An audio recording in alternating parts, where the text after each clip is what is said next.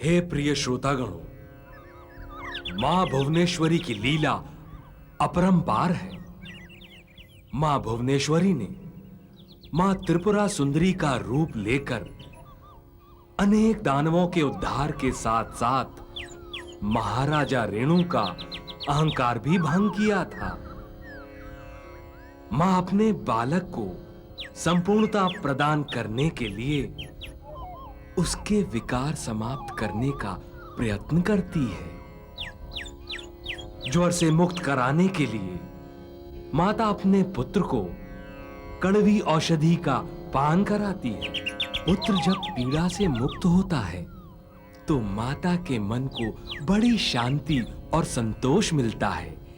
अहंकार भी एक ऐसा विकार है जो मनुष्य के जीवन को मलिन कर उसे क्रोधित, ईर्ष्यालु और कुंठित बना देता है। इसीलिए उसके मन का अहंकार दूर करने के लिए मां अपने पुत्र की कठोर परीक्षा लेकर उसे तपाती है, जिससे उस ताप से उसका अहंकार गल जाए। मां भुवनेश्वरी ने भी मां त्रिपुरा सुंदरी के रूप में महाराजा रेणु का अहंकार खंडित किया था। इसी उद्देश्य से एक बार ऋषि दधीच महाराजा रेणु के पास पहुंचे और हरिओम तत्सत।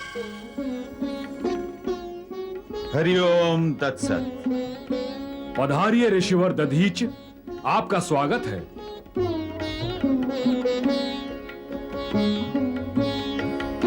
विराजिए।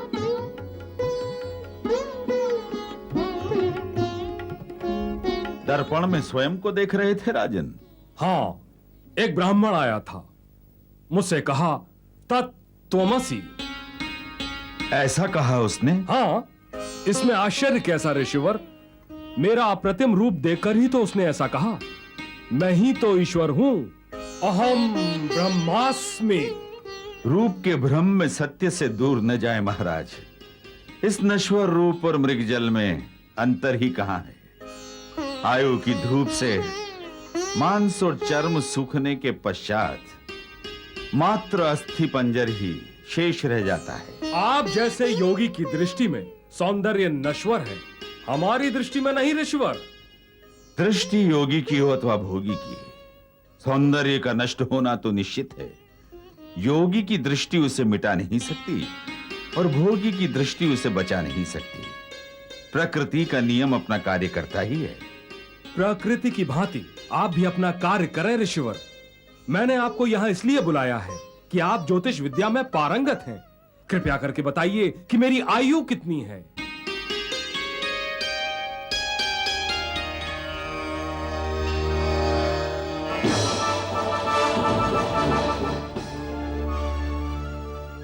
राजन, इस प्रश्न का उत्तर न पूछें, वो आपके हित में नहीं है। अब तो आपने मेरी जिज्ञासा और उत्सुकता और भी बढ़ा दी है। आपको उत्तर देना ही होगा ऋषिवर। तो सुनो राजन, 2 वर्ष पश्चात सर्पदंश से तुम्हारी मृत्यु होगी। सर्पदंश से तुम्हारी मृत्यु होगी। सर्पदंश से तुम्हारी मृत्यु होगी। नहीं, नहीं, नहीं ऋषिवर, नहीं। क्या हुआ महाराज? ऋषिवर, आप वंदन स्वीकार करें। सुखी भाव। ये क्या? आपने अखंड सौभाग्यवती का आशीर्वाद नहीं दिया? महाराज, आप चिल्लाए क्यों थे? मन पत्थर का बनाकर सुनो महारानी। ऋषिवर ने बताया है कि 2 वर्ष पश्चात सर्पदंश से मेरी मृत्यु हो जाएगी। नहीं, नहीं, ऐसा नहीं हो सकता। ऐसा कभी नहीं हो सकता। ऋषिवर, आप तो समर्थ योगी हैं, महाराज को मृत्यु से बचा सकते हैं।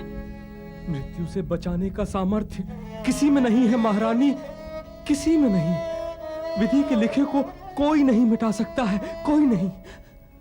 कोई भी नहीं? केवल मां त्रिपुरा सुंदरी ही मिटा सकती है। तुम तो उनकी भक्त हो। पूजा करो, प्रार्थना करो, वो तुम्हारी पुकार अवश्य सुनेगी। मैं अवश्य माँ त्रिपुरा सुंदरी से प्रार्थना करूंगी।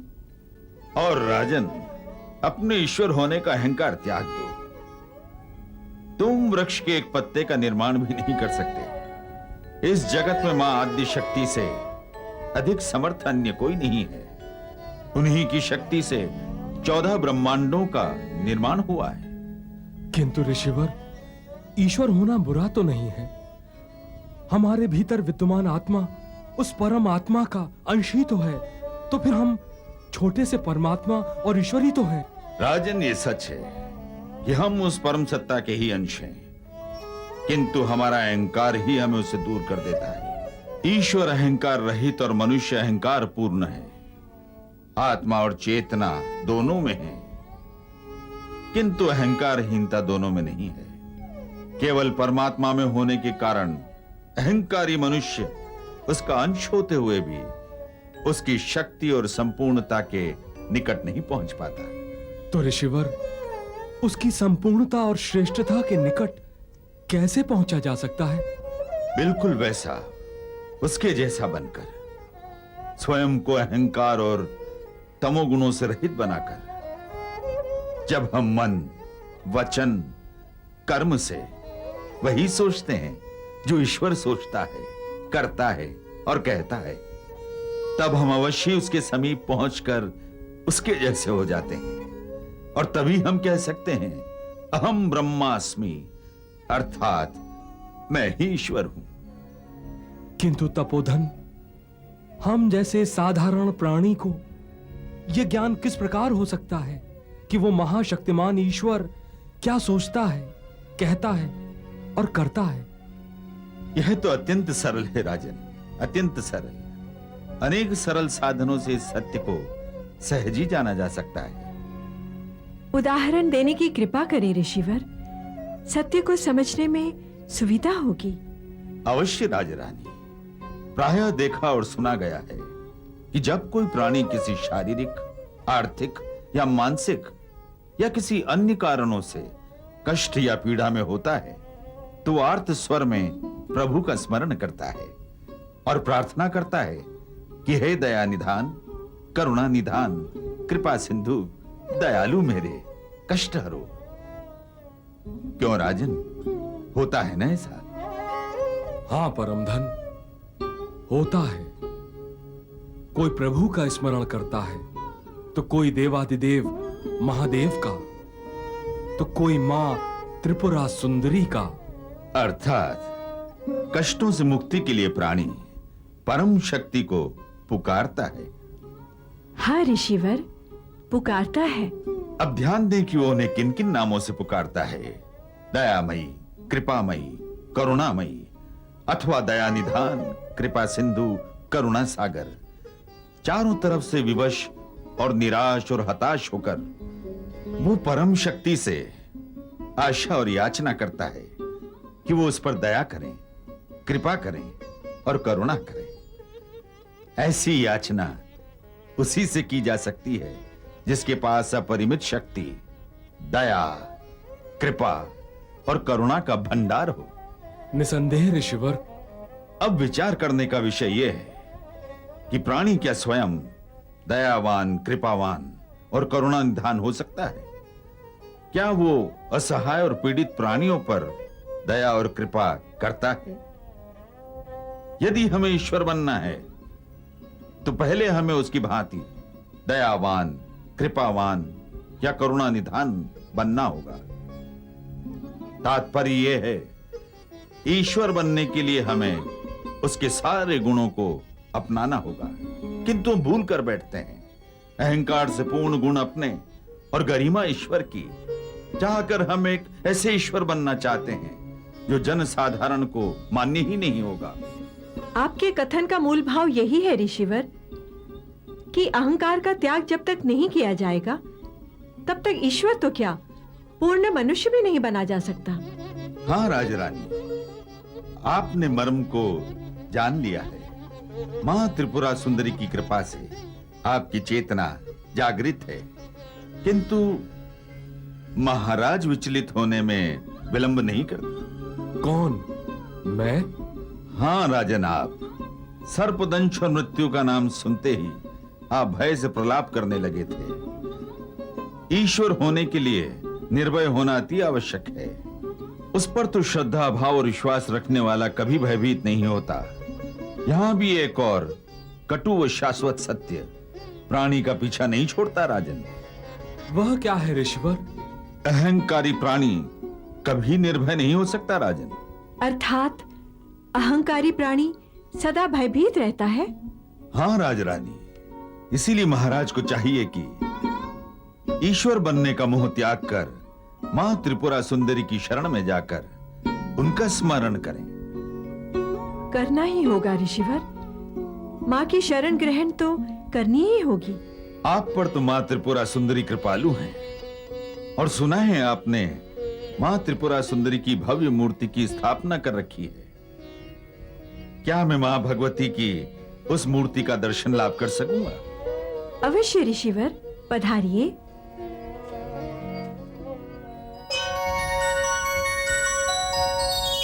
हे मां त्रिपुरा सुंदरी, मैं आपको प्रणाम करता हूं।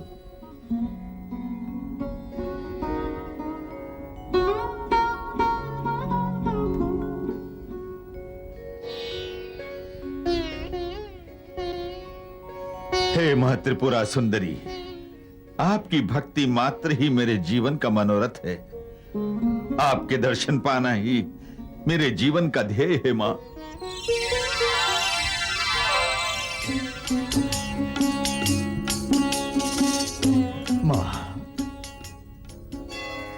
हे ऋषि दधीची, मैं तुम्हारे मन की पवित्रता और भक्ति से प्रभावित होकर तुम्हारे सामने प्रकट हुई हूं। आपके दर्शन पाकर मैं धन्य हो गया मां। कृपा कर मुझे बताएं कि आपका पर और अपर रूप क्या है मां। हम आपकी महिमा कैसे जान सकते हैं, और सिद्धि की पूर्ण अवस्था त्रिपुरा रहस्य क्या है मां? ऋषि दधीची, माया के बंधन में बंधे प्राणी को मात्र मेरा ऊपरी रूप ही दिखाई देता है, किंतु अपने तप बल से जो प्राणी माया को भेद देते हैं उन्हें मेरा मूल रूप दिखाई देता है। अद्भुत, अलौकिक। अनेक ब्रह्मांड रूप समुद्र में रत्नदीप हैं। उनमें कदम उपवन में चिंतामणि से बनाया हुआ सुमनोहर मंदिर है। ब्रह्मा, विष्णु, रुद्र और महामाया उनके 4 स्तंभ हैं। सदाशिव उस मंदिर के पृष्ठ भाग हैं। मंदिर के मंच के ऊपर मेरी त्रिपुरा मूर्ति है। वह मेरा अपर रूप है। ब्रह्मा, विष्णु, महेश, गणेश, कार्तिकेय, ऋषिगण आदि जो पूज्य विभूतियां हैं वे भी मेरे ही रूप हैं, किंतु माया के वश मूढ़ प्राणी मेरा रूप नहीं देख सकते। केवल भक्तजनों को ही मैं अभीष्ट फल देती हूँ। और आपकी महिमा? वह भक्तों की चेतना निश्चित करती है। अनंत जगत और आकाश में भासमान होते हुए भी मैं अद्वैत और चिन्मय रूप में चलित नहीं होती। अतः हे ऋषि, मुझे सूक्ष्म दृष्टि से देखोगे तो सत्य जान पाओगे। पूर्ण रूप से आदि और अंतर्यामी होते हुए भी मैं संग्रहित हूँ। यही मेरा रहस्य है, जिसे भक्त महिमा कहते हैं। जो इसे जान लेता है वह नित्य मुक्त हो जाता है। हे मां त्रिपुरा सुंदरी, अब आपकी महिमा का मुझे ज्ञान हुआ। आपको कोटि कोटि प्रणाम।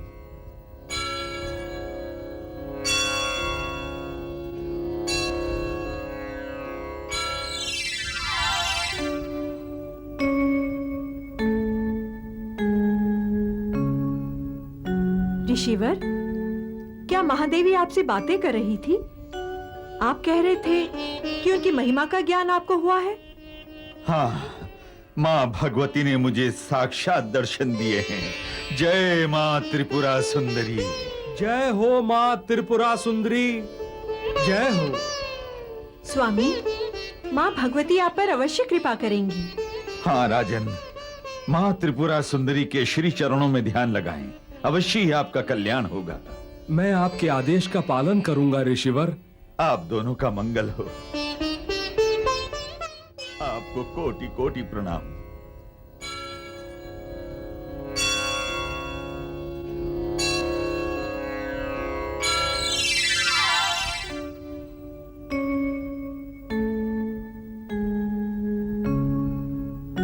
ऋषिवर, क्या महादेवी आपसे बातें कर रही थी? आप कह रहे थे कि उनकी महिमा का ज्ञान आपको हुआ है। हाँ, माँ भगवती ने मुझे साक्षात दर्शन दिए हैं। जय माँ त्रिपुरा सुंदरी। जय हो माँ त्रिपुरा सुंदरी, जय हो। स्वामी, माँ भगवती आप पर अवश्य कृपा करेंगी। हाँ राजन, माँ त्रिपुरा सुंदरी के श्री चरणों में ध्यान लगाएं, अवश्य ही आपका कल्याण होगा। मैं आपके आदेश का पालन करूंगा ऋषिवर। आप दोनों का मंगल हो।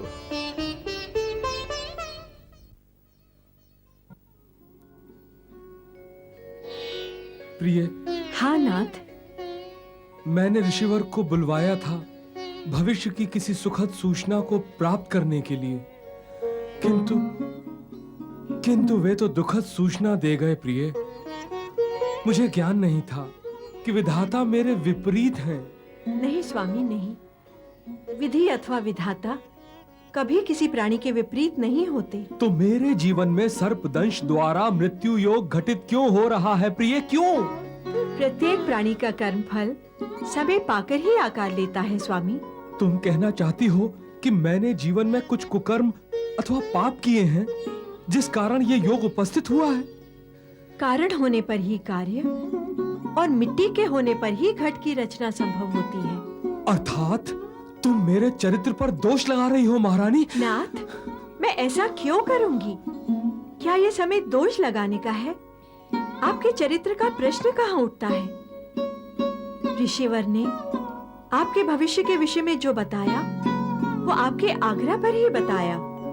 इसमें उनका क्या दोष है? अब तो चिंता त्याग कर हमें आने वाली विपदा को टालने का उपाय ही सोचना चाहिए। कहा तो ऋषिवर ने भी था, मैं और तुम भी यही चाहते हैं। किंतु प्रिय, क्या तुम्हारा मन मानता है कि मृत्यु को टाला जा सकता है, विधि के लेख को मिटाया जा सकता है? स्वामी, या तो अपने पर विश्वास रखें या माँ त्रिपुरा सुंदरी पर। आपने भविष्य जानने के लिए ऋषि को बुलाया था। भविष्य के गर्भ में जो सत्य उन्हें दिखाई दिया वो आपको बता दिया। अब ये आप पर निर्भर है कि आप उस सत्य को स्वीकार करें या ना करें। बुद्धि भ्रमित है प्रिय, मन भी दुविधा में उलझ कर रह गया है। भ्रम और दुविधा से ऊपर उठे नाथ। यदि ऋषिवर ने सर्पदंश से मृत्यु की सूचना दी है तो माँ त्रिपुरा सुंदरी की शरण में जाने से मुक्ति की सुखद सूचना भी दी है। माँ की कृपा मृत्यु योग से निश्चित ही अधिक शक्तिशाली है। तुम मुझे सांत्वना दे रही हो प्रिय। मैं आपकी पत्नी हूँ। आपके मन को शांत रखना, उसे प्रसन्न रखना मेरा कर्तव्य ही नहीं, धर्म भी है। और ये मात्र सांत्वना ही नहीं, मेरे मन का अटूट विश्वास भी है कि माँ त्रिपुरा सुंदरी हमारी रक्षा अवश्य करेगी। माँ को रक्षा करनी ही है तो फिर ये असुरक्षा की स्थिति क्यों उत्पन्न हुई प्रिय? नाथ, बार बार एक ही अशुभ बात दोहराने से मन पर कुप्रभाव पड़ता है। संभव है आपको अहंकार से मुक्त करने के लिए ही विधि ने ये रचना की हो। अन्य किसी विवाद में पड़ने की अपेक्षा हमें माँ त्रिपुरा सुंदरी की शरण ग्रहण करनी चाहिए। जानता हूं, यही एकमात्र उपाय है। इस भ्रमण में मुझे एक घटना का स्मरण हुआ है प्रभु। भ्रमण में स्मरण? कहो नारद, तुम्हें क्या स्मरण हुआ? यही कि दान देने से प्राणी पाप मुक्त हो जाता है। यह तो शाश्वत और अमिट सत्य है कि दान देने से प्राणी अवश्य ही पाप मुक्त हो जाता है। किंतु तुम्हें क्या स्मरण हुआ? राजा रेणु और उनकी पत्नी राजश्री इन दिनों घोर मानसिक पीड़ा झेल रहे हैं महाप्रभु। जहां ज्ञान, विचार और विश्वास का अभाव हो, वहां पीड़ा का प्रभाव अवश्य ही होता है। कैसा विचार, ज्ञान और विश्वास महाप्रभु? सामने तुमने यजमान को देखा? उसे ज्ञान है कि दान देने से प्राणी पाप मुक्त हो जाता है। यह विचार राजा रेणु को भी धारण कर लेना चाहिए। उन्हें ज्ञान होना ही चाहिए कि उनके कष्ट का निवारण केवल दान द्वारा ही हो सकता है। जगत के हर प्राणी को इसका ज्ञान नहीं होता प्रभु। इसीलिए तो वो कष्ट पाता है। दान की महिमा का ज्ञान नहीं है तो क्या भावना और विश्वास भी नहीं है? राजा रेणु क्या मां त्रिपुरा सुंदरी पर विश्वास रखकर उनका जाप नहीं कर सकते, उनका स्मरण नहीं कर सकते? लगता है आपकी लोक हित के लिए संदेश देने वाली योजना के अनुसार मुझे राजा रेणु के यहां जाना ही होगा। नारद लीला चलती ही रहनी चाहिए। इससे नारद के मन को शांति मिलती है और जगत का कल्याण होता है। नारायण नारायण नारायण। एक वर्ष में जितने पल होते हैं उतनी झुर्रियां मेरे मुख पर अंकित हो गई हैं। जिस सौंदर्य का मुझे गर्व था वो जाता रहा। ऋषि दधीची ने सत्य ही कहा था कि सौंदर्य नश्वर होता है। नारायण नारायण नारायण नारायण नारायण नारायण। देवर्षि नारद को रेणु का सादर वंदन। दीर्घायुष्मान भव। दीर्घायु दीर्घायु। देवर्षि, आपने मुझे दीर्घायु का आशीर्वाद दिया। हाँ? विधि का विधान देखकर ही वचन कहे जाते हैं राजन। हाँ देवर्षि, आप तो त्रिकालदर्शी हैं। मैं आपके आशीर्वाद से आश्वस्त हुआ। आज्ञा दे देवर्षि, ये दास आपकी क्या सेवा कर सकता है? राजन, राजा रंतिदेव ने महादान करके जगत में यश प्राप्त किया था। आप भी उनकी भांति महादानी हैं और सुना है कि आपकी रानी तो आपसे भी अधिक महादानी। मैं उनसे ही कुछ मांगने का इच्छुक हूं। अवश्य देवर्षि, अवश्य। किंतु दधीची ऋषि ने मुझसे कहा था कि... जानता हूं राजन, उन्होंने क्या कहा था, और आप भी जान लीजिए कि दान करने के पुण्य कर्म से मां भुवनेश्वरी अत्यंत प्रसन्न होती हैं।